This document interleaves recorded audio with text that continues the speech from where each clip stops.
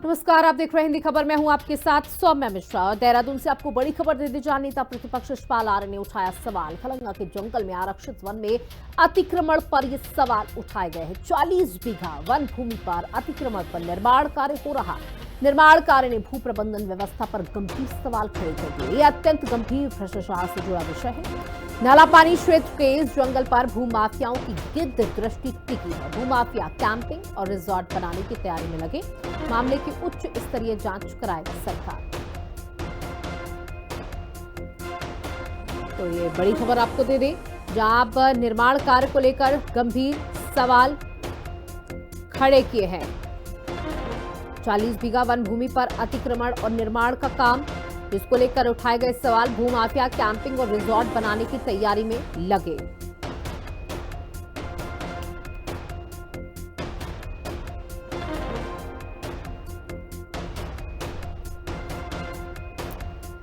तो बता दें कि भूमाफिया कैंपिंग और रिजॉर्ट बनाने की तैयारी में लगे। ये आरोप लगाए गए हैं नेता प्रतिपक्ष यशपाल आर्य की तरफ से।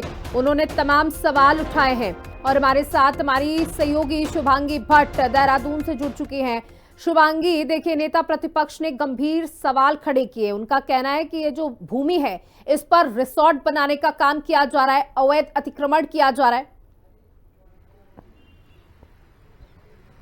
देखिए, देहरादून के रायपुर में ये खलंगा जंगल है। कई हजार पेड़ यहाँ पर हैं, कई सारी स्पीशीज यहाँ पर मौजूद हैं और ऐसे में ये कोई पहला मामला नहीं है जब खलंगा जंगल जो है वो चर्चाओं में आया है। इससे पहले भी वहां पर जो है पेड़ कटान का मामला सामने आया था कुछ समय पहले, और वहां पर जो पर्यावरणविद है, जो पर्यावरण प्रेमी है, उन्होंने वहां पर विरोध प्रदर्शन किया था, जिसके बाद वो तमाम जो मामला वहां पर चल रहा था वो रोका गया। इसी तरीके का मामला इस बार भी देखने को मिल रहा है। बताया जा रहा है कि हरियाणा निवासी कोई व्यक्ति जो है उसने लीज पर किसी और व्यक्ति से जमीन खरीदी और वहां पर के जो आसपास के लोग हैं उनको ये सूचना मिली कि वहां पर 40 बीघा जो रिजर्व्ड जमीन है वहां पर तारबाड़ की गई है और वहां पर कैंपिंग और रिजॉर्ट बनाने की तैयारी जो है वो की जा रही है। यानी कि वो कहा यह जा रहा है कि वो जमीन जो है वो किसी की प्राइवेट जमीन नहीं बल्कि वो वन विभाग की जमीन है। ऐसे में जैसे ही ये सूचना वहां के स्थानीय लोगों को लगी और वहां पर जो खलंगा विकास समिति है उनको लगी, तो उन्होंने कई सारे पर्यावरण प्रेमियों को वहां पर बुलाया। उन्होंने काफी विरोध प्रदर्शन किया। डीएफओ वहां पर पहुंचे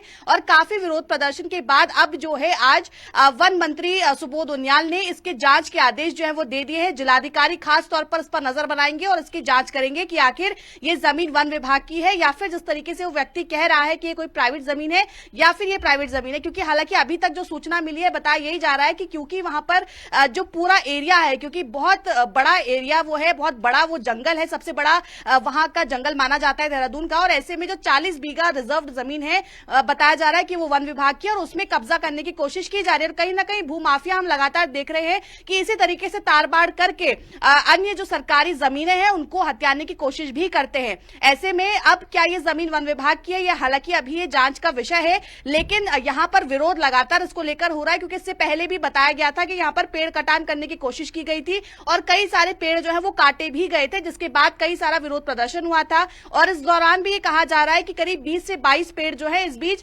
उनको काटा गया है। ऐसे में अब जांच जो है वो सौंप दी गई है और इंतजार यही है कि जांच रिपोर्ट में क्या कुछ आता है और क्या इस पर कार्रवाई होती है। क्योंकि खलंगा जंगल पर अधिकतर भूमाफियाओं की नजर है, क्योंकि वहां पर जिस तरीके का एनवायरमेंट है, जिस तरीके की स्पीशीज है, जिस तरीके के वहां पर जंगल है, कई बार कोशिश की जाती है कि वहां पर रिजॉर्ट्स बनाए जाए, पेड़ कटान करके वहां पर बड़ी बिल्डिंग्स को खड़ा किया जाए।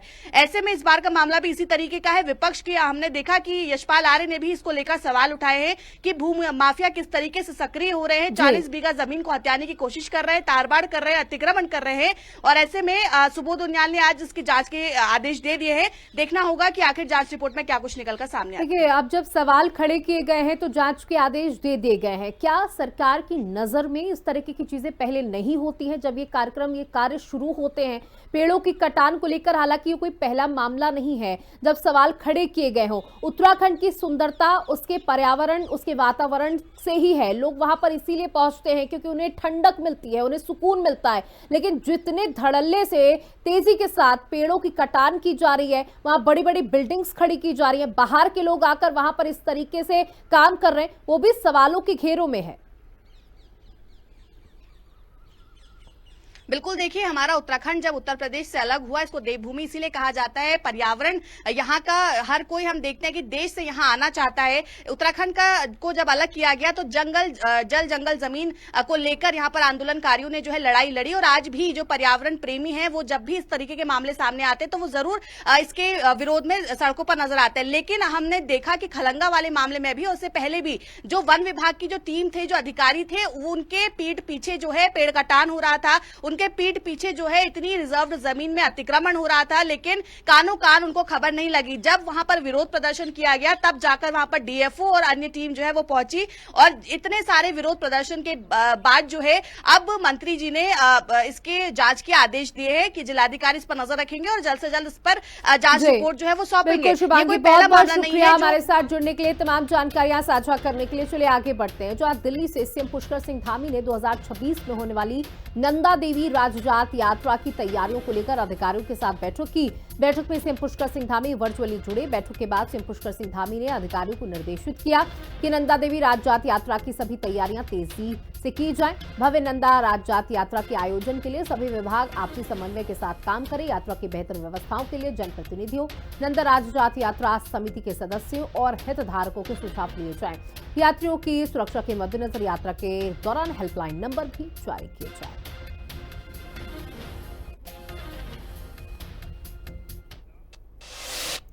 वहीं दिल्ली में सीएम पुष्कर सिंह धामी ने केंद्रीय रक्षा मंत्री राजनाथ सिंह से मुलाकात की और राज्य से जुड़े महत्वपूर्ण विषयों पर चर्चा की गई। मुख्यमंत्री ने केंद्रीय रक्षा मंत्री से रानीखेत और लैंसडाउन छावनी क्षेत्र को नगर पालिकाओं के साथ विलय करने का अनुरोध किया, जिससे इन क्षेत्रों में पर्यटन और जन सुविधा के समग्र विकास में सहयोग मिलेगा। धारचूला और जोशीमठ के सैन्य हेलीपैड को आरसीएस हवाई सेवा के तहत इस्तेमाल करने के लिए अनुमति देने का आग्रह किया गया। राज्य के आपदा और राहत कार्यों के लिए भारतीय वायुसेना की सेवाओं के लिए देश शुल्क को माफ किए जाने का भी मुख्यमंत्री ने अनुरोध किया।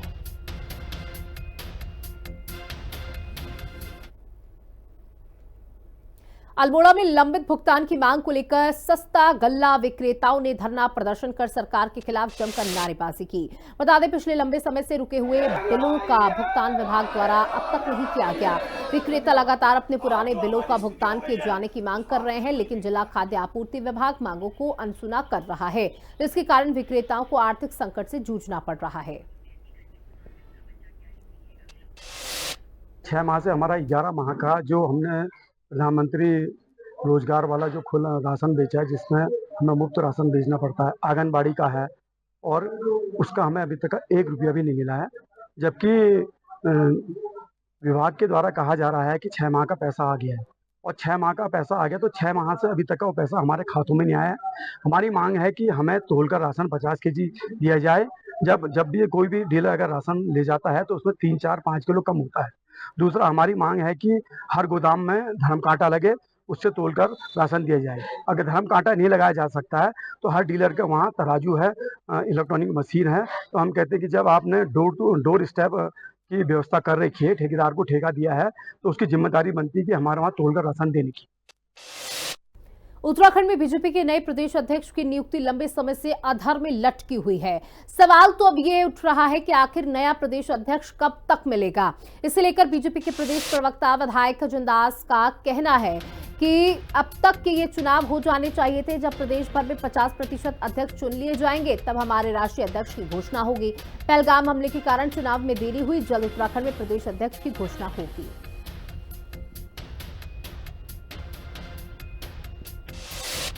हमारे अगर हम पूरे भारतवर्ष की बात करें, भारतीय जनता पार्टी के संगठन की बात करते हैं, तो हमारे अभी 14 प्रदेशों के अध्यक्ष निर्वाचित हुए हैं, और जब हमारे 18 अध्यक्ष निर्वाचित हो जाएंगे, 50% तो हमारा राष्ट्रीय अध्यक्ष बनेगा।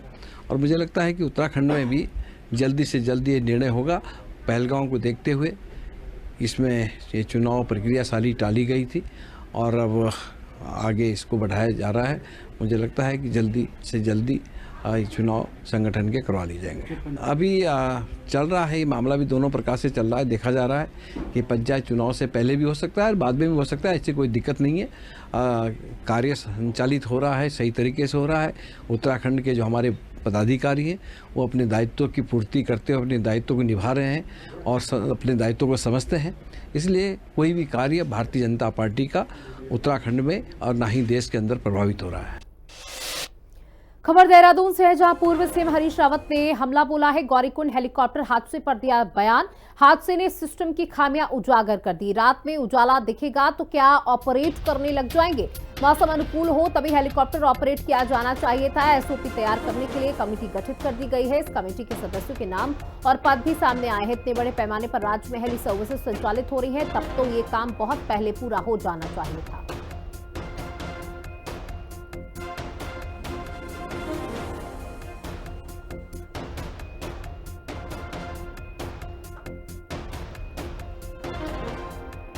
तो ये सवाल उठाए गए पूर्व सीएम हरीश रावत की तरफ से और हमला बोला गया कि पूरे प्रदेश में इतनी बड़ी संख्या में हेली सर्विसेज संचालित की जा रही हैं, इतनी बड़ी खामी कैसे हो गई? और अब एक बार फिर से हवाई सेवा संचालित की जाएगी, हेलीकॉप्टर सेवा संचालित की जाएगी, तो क्या अब कुछ तैयारी बाकी नहीं रह गई? क्या रातों रात सब कुछ ठीक हो गया?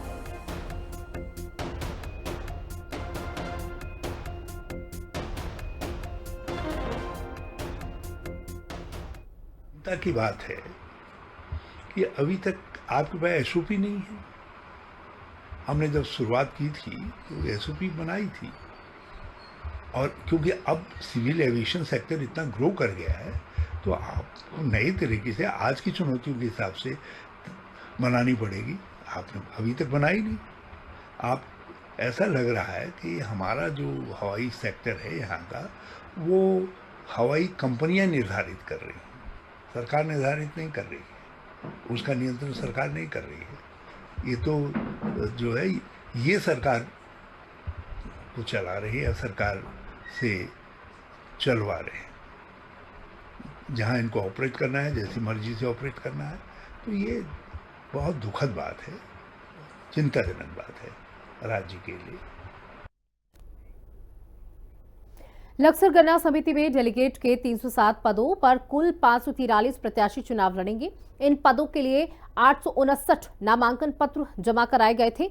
मिली जानकारी के मुताबिक इनमें से 260 ने नामांकन वापस ले लिए हैं, जबकि 60 नामांकन पत्र जांच में खामियां मिलने पर निरस्त कर दिए गए हैं। बाकी के 543 प्रत्याशियों की अंतिम सूची देर शाम जारी कर दी गई।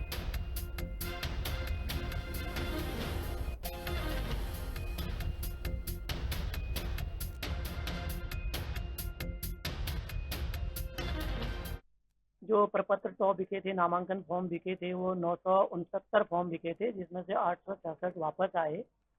और उसमें से कल जांच के दौरान हमें 60 जो नामांकन पत्र थे, जिसमें कई नामांकन पत्रों में फ्लूड लगा करके करेक्शन किया गया था, और कई नामांकन पत्रों में क्रम संख्या गलत था, कई नामांकन पत्रों में आधा अधूरा नाम छपा होने के कारण और आपत्तियों के आधार पर उनका हमने 60 नामांकन पत्र निरस्त किए गए हैं, बाकी यथावत है।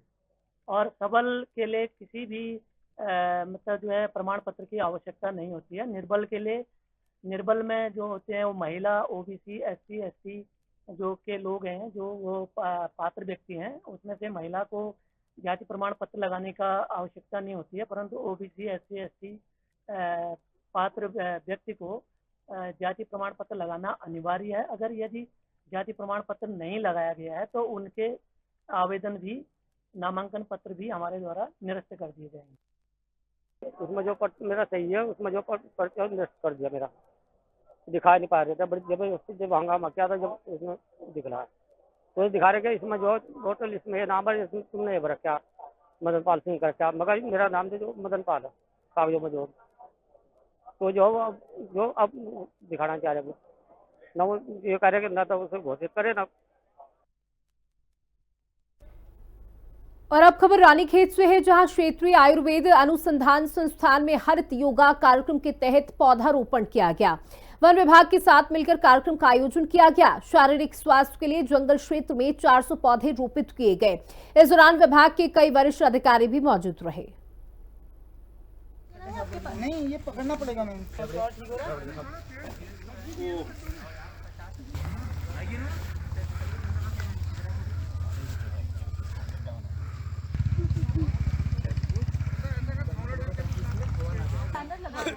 सर आज जो है 11वें अंतर्राष्ट्रीय योग दिवस के अंतर्गत एक हरित योगा कार्यक्रम आयोजित किया जा रहा है आयुष मंत्रालय भारत सरकार के द्वारा। इसी के अंतर्गत आज हमारे क्षेत्रीय आयुर्वेदिक अनुसंधान संस्थान ने जो है अल्मोड़ा जो वन विभाग है उनके सहयोग से यहाँ पे वृक्षारोपण प्लांटेशन ड्राइव हम लोगों ने यहाँ पे आयोजित की है, जिसमें जो है चौड़े पत्ते जैसे बुरांश, काफल, बांज, उतीश, पदम जो पौधे हैं हम लोगों ने यहाँ पे लगाए हैं। हमारे साथी कर्मचारियों ने अपना सहयोग दिया है और हमने नियर अबाउट करीब 400 पौधे आज इस कार्यक्रम के अंतर्गत यहाँ पे लगाए हैं अपने आसपास के जंगल में। कांग्रेस कमेटी ने महानगर अध्यक्ष डॉक्टर जसविंदर सिंह गोगी के नेतृत्व में किशन नगर चौक पर बीजेपी प्रदेश प्रभारी दुष्यंत गौतम का पुतला दहन किया। इस दौरान कार्यकर्ताओं ने बीजेपी मुर्दाबाद और दुष्यंत गौतम मुर्दाबाद के नारे लगाए। इसको लेकर महानगर अध्यक्ष डॉक्टर जसविंदर सिंह गोगी ने कहा कि ये विरोध प्रदर्शन दुष्यंत गौतम के उस बयान को लेकर था जो उन्होंने केदारनाथ हवाई हादसे के बाद दिया। बीजेपी को आमजन की जान से कोई सरोकार नहीं है।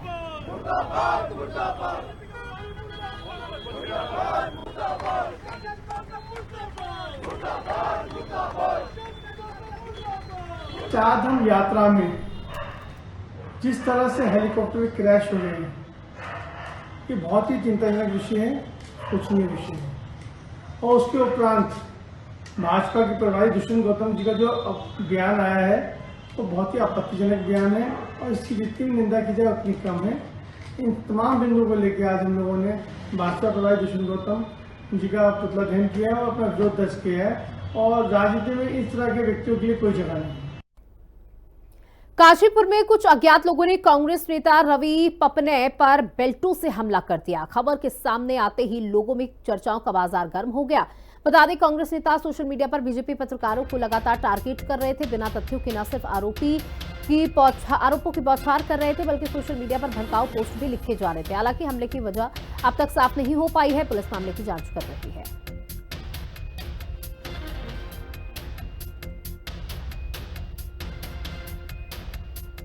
रुड़की के नारसिंह क्षेत्र में तेज रफ्तार स्कॉर्पियो ने ड्यूटी पर तैनात बाइक सवार जवानों को टक्कर मार दी। हादसे में पीआरडी जवान की मौके पर ही दर्दनाक मौत हो गई। होमगार्ड गंभीर रूप से घायल हो गया। पुलिस ने स्कॉर्पियो और बाइक को कब्जे में ले लिया है।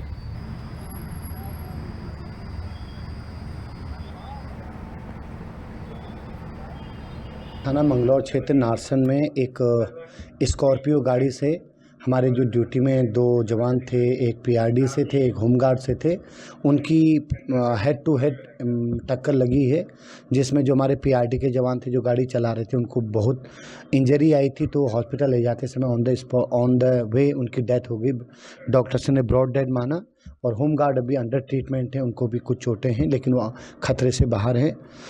जो गाड़ी जिससे हिट हुआ उसको पकड़ लिया है, उसके मालिक के बारे में जानकारी ले ली गई है। बाकी आगे जो लीगल कार्रवाई वो की जा रही है। हरिद्वार में मामूली रास्ते के विवाद को लेकर जमकर लाठी डंडे चले। गैंग बनाकर दहशत फैलाने वाले 7 आरोपियों को पुलिस ने गिरफ्तार कर लिया। मारपीट के दौरान एक व्यक्ति गंभीर रूप से घायल हुआ। आरोपियों के कब्जे से तमंचा, जिंदा कारतूस, बाइक और कार पुलिस ने बरामद की है।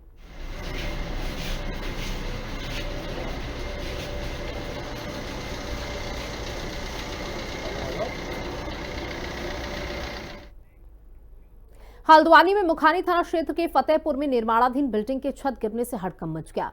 सूचना के बाद मौके पर पहुंची पुलिस और अग्निशमन की टीम ने रेस्क्यू कर घायलों को अस्पताल भेजा, जहां उनका इलाज चल रहा है। हादसे में 2 मजदूर गंभीर रूप से घायल हो गए, जिन्हें हालत नाजुक बताई जा रही है। गनीमत रहेगी जिस दौरान अन्य मजदूर बिल्डिंग के छत के दूसरे हिस्से में काम कर रहे थे, जिससे बड़ा हादसा टल गया।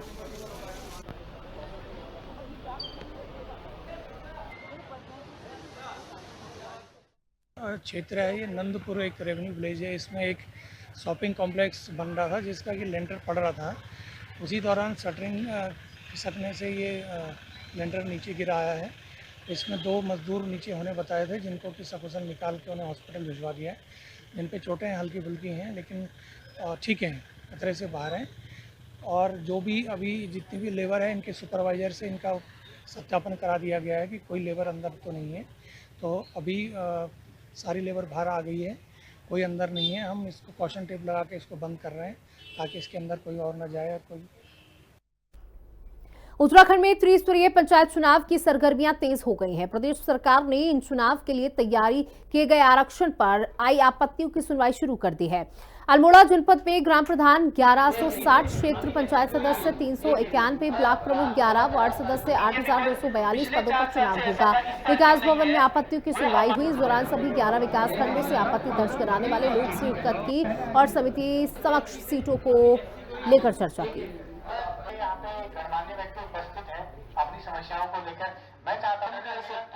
तो सरकार ने जो प्रथम चक्र शुरू किया है, इससे जो नवयुवक हैं, जो हमारे भावी राजनीति में आगे आकर के अपने समाज के लिए काम कर सकते थे, उनके साथ सरकार ने सही कार्य नहीं किया है। क्योंकि कई ऐसी ग्राम पंचायतें, क्षेत्र पंचायतें और जिला पंचायत क्षेत्र हैं जहाँ की आप दोबारा लोगों को वही पद जो है अपने पुनरावृत्ति करी है, जबकि होना ये चाहिए था कि आपने क्रम वाइज पिछले 4 क्रम को देख करके सही दिशा में लाना चाहिए था। अगर आप प्रथम चरण भी कर रहे हैं, हमारा ये कहना है कि प्रथम चरण भी आप कर रहे हैं, तो कम से कम आपके एडीओ लेवल में, डीपीआरओ लेवल में पूरे शॉर्ट आउट होना चाहिए था। ग्राम पंचायतों के 4 क्रम आपको देखने चाहिए थे, उसके अनुसार अपनी सीटें देनी थी। हम ये भी स्वीकार करते हैं कि सरकार ने आपके लिए लिमिट दे दी है कि आपको इतनी ग्राम पंचायतों में क्षेत्र इतना अपने SC लाना है, इतना SC महिला लानी है, इतना ST लाना है, इतना SC लाना है, OBC लाना है, अपने सामान्य महिला लाना है, वो ठीक है, लेकिन कम से कम सही तरीके से तो आप लोग, सरकार ने जो प्रथम चक्र शुरू किया है, इससे जो नवयुवक हैं, जो हमारे भावी राजनीति में जितने हमारे 1160 जो ग्राम पंचायतें हैं, हमारे अभी सारे उसमें रिजर्वेशन फिक्स की गई है। कितनी SC महिलाओं का होना है, कितने SC पुरुष का होना है, लाइक कोई सभी कैटेगरीज की रिजर्वेशन फिक्स करके एक लिस्ट प्रकाशित की गई थी, जिसके लिए भी हम लोग आपत्ति ले रहे हैं। उन आपत्तियां हमारे द्वारा मेल द्वारा भी ली गई, लिखित आपत्तियां भी ली गई। कल जितनी भी हमारे पास आपत्ति थी, हम सभी को आज बुलाया गया, कल भी हमारे पास समय है। उन आपत्तियों को हम लोग लिखित जवाब भी दे रहे हैं और हम लोगों को ये भी समझा रहे हैं कि रिजर्वेशन करने का क्या बेसिस है।